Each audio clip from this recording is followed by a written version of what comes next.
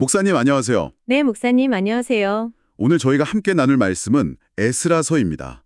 성도 여러분, 이 말씀은 바벨론 포로 생활이라는 그 깊은 어둠 속에서 하나님의 신실하심이 어떻게 빛나는지, 그리고 그 백성들이 어떻게 다시 일어서는지를 보여주는 참 귀한 기록입니다. 맞습니다.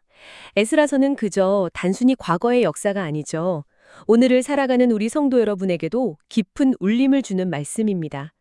하나님의 언약 백성이 어떻게 예루살렘으로 돌아와서 무너진 성전을 다시 세우고 또 흐트러진 신앙을 회복하고 영적으로 부흥하는지 그 과정을 생생하게 담고 있습니다. 네, 오늘 우리는 이 에스라 말씀을 통해서 그 포로 생활 중에도 당신의 백성을 잊지 않으시고 약속의 땀으로 다시 이끄시는 하나님의 변함없는 사랑, 또 그 신실하심을 함께 묵상하고자 합니다. 그렇습니다. 또한 성전을 중심으로 하나님의 백성으로서 거룩하게 살아가기 위한 공동체의 그 눈물겨운 노력과 진정한 영적 부흥이 무엇인지 함께 깨닫는 시간이 되기를 소망합니다. 성도 여러분, 마음을 열고 오늘 주시는 말씀에 귀 기울여 주시기 바랍니다. 자, 그럼 본론으로 들어가 볼까요? 말씀은 이방 왕인 페르시아의 고레스 왕의 마음을 하나님께서 움직이시는 장면으로 시작합니다. 정말 놀랍죠?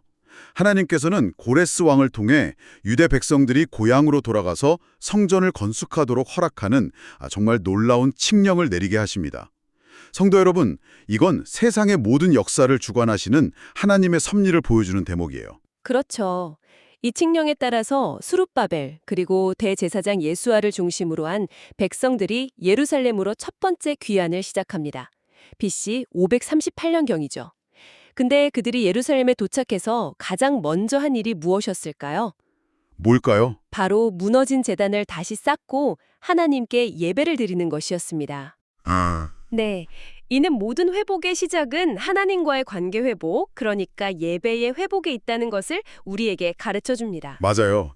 백성들은 정말 기쁨으로 성전의 기초를 놓습니다. 하지만 성도 여러분 아시다시피 하나님의 일을 할 때 늘 순탄하지만은 않잖아요. 그렇죠. 곧 주변 민족들의 아주 집요한 방해와 위협이 시작됩니다. 이로 인해서 성전 건축은 안타깝게도 중단되고 말아요. 오랜 시간 동안 성전 재건이 멈추면서 백성들의 마음에도 낙심과 무력감이 찾아왔을 겁니다. 네, 바로 그때 하나님께서는 학개와 스가랴 선지자를 보내십니다. 이 두 선지자는 하나님의 말씀을 정말 힘있게 선포하면서 백성들을 책망하고 또 격려합니다. 너희는 지금 하나님의 성전이 황폐한데도 좋은 집에 거하는 것이 옳으냐?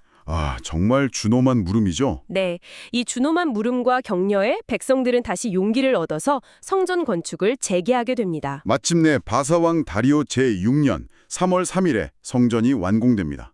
성도 여러분, 이 날짜가 이렇게 구체적으로 기록된 것은 이 사건이 역사적 사실이고 또 하나님의 약속이 성취되었음을 강조하는 것이죠. 백성들은 정말 큰 기쁨으로 하나님께 성전 봉헌식을 드립니다.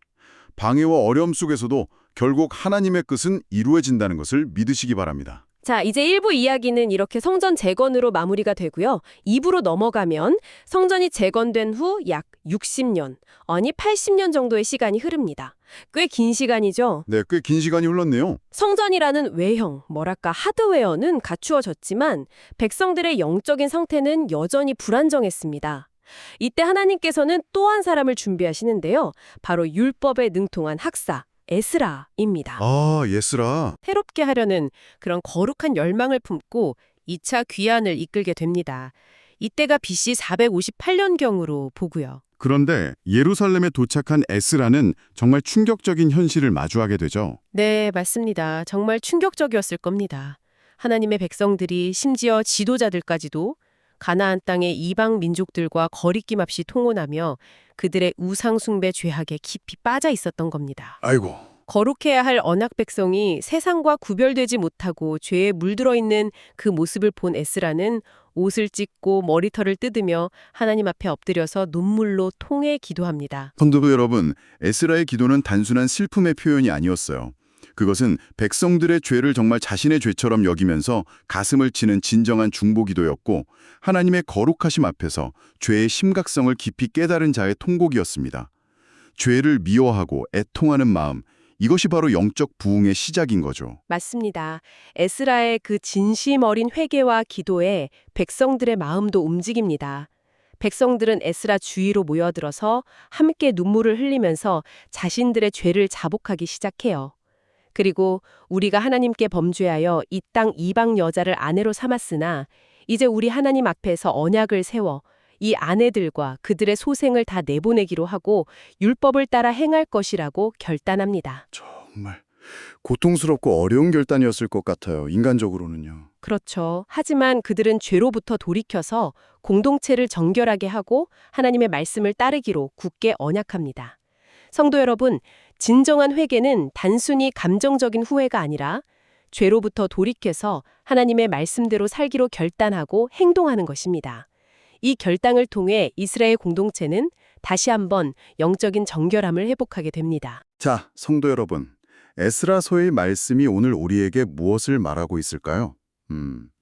첫째, 귀환한 백성들이 가장 먼저 제단을 쌓고 예배를 회복했듯이 우리의 삶에서도 하나님을 예배하는 것이 가장 우선되어야 함을 기억해야 합니다. 네, 맞습니다. 그리고 둘째, 신앙의 여정에는 반드시 방해와 어려움이 따릅니다. 스룹바벨 시대의 백성들이 외부의 방해에 직면했듯이 우리도 세상의 유혹과 핍박에 넘어질 수 있습니다. 그러나 학개와 스가랴 선지자의 말씀처럼 하나님의 말씀만이 우리를 다시 일으켜 세우는 힘이 됨을 믿어야 합니다. 셋째, 에스라 시대의 백성들이 이방 민족과의 통혼이라는 죄에 빠졌던 것처럼 우리도 세상의 가치관과 타협하면서 영적인 순결함을 잃어버리기 쉽습니다. 에스라처럼 죄를 깊이 애통하며 회개하고 또 하나님의 말씀 앞에 우리 자신을 끊임없이 비추어 보면서 거룩함을 추구해야 합니다. 그렇습니다. 하나님께서는 에스라 시대를 통해 무너진 성전을 재건하고 영적인 부흥을 이루셨습니다. 오늘날 우리 각자의 마음 성전, 그리고 우리 교회가 바로 하나님께서 거하시는 성전입니다.